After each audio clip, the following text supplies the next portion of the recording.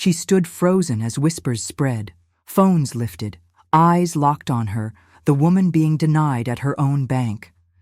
The manager's voice was firm, dismissive. He had no idea the woman he just humiliated was the CEO who signed his paychecks. But within seconds, everything flipped.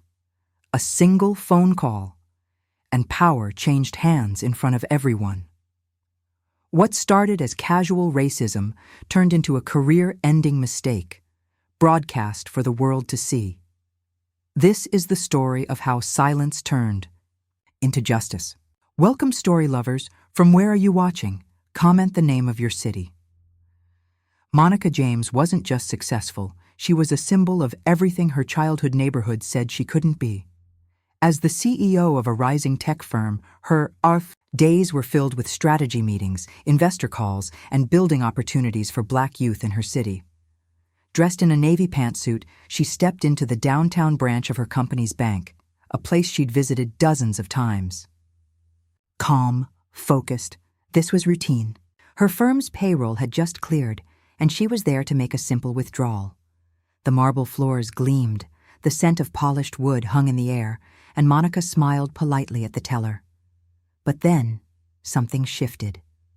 A glance, a whisper. A request for ID she'd never been asked for before. Something was off.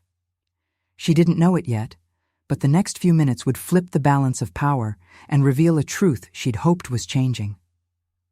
Monica slid her company's business, card and driver's license across the counter, expecting the transaction to move quickly. But the teller's eyes narrowed, scanning the documents like something didn't add up. "I'll need to verify this with the branch manager," she said stiffly, already walking away.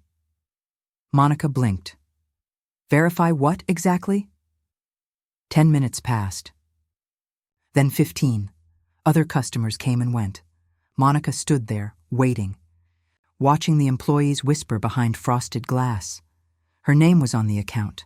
Her face was on the website. But none of that seemed to matter. When the manager finally appeared, his first words weren't hello or sorry for the wait.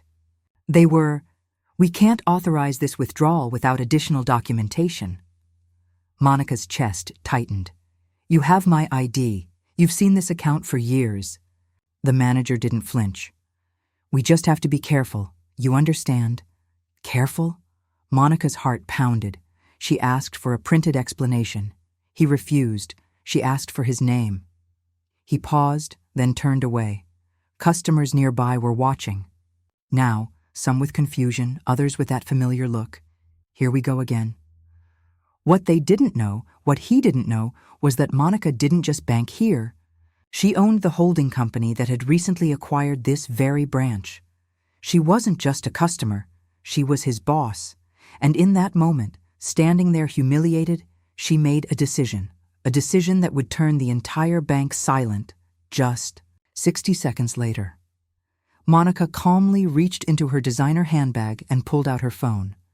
A few swift taps, and she was speaking directly to the regional VP, loud enough for everyone to hear. "This is Monica James. I'm standing in the downtown branch. Yes, my branch. Your manager just denied me access to my own account." The teller froze. The manager's smirk vanished. Within seconds, his desk phone rang.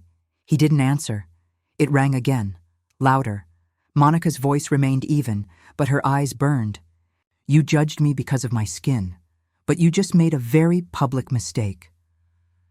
The manager slowly approached, but Monica raised a hand. "You're done. Clear your desk." Gasps echoed through the lobby. Cell phones were recording now, and the man who had dismissed her? Fired, on the spot. Dear audience, if you're enjoying the story, don't forget to give it a like. It really helps. Thanks for watching. Subscribe to our channel for more powerful stories. The manager was escorted out, his pride trailing behind him. Monica didn't celebrate. There was nothing joyful about exposing what should have never happened. She later issued a statement, not for revenge, but for awareness. "This isn't about me. It's about the thousands who don't have the power to speak up." Her story went viral, igniting conversations about racism in professional spaces where many assume it doesn't exist. Monica returned to her office, composed but changed, because no title, no wealth, no success can shield Black Americans from being judged in an instant. This wasn't an isolated event. It was a mirror held up to a broken system. So ask yourself, if this can happen to a CEO, how many others are suffering in silence? Share this story if you believe silence is no longer an option.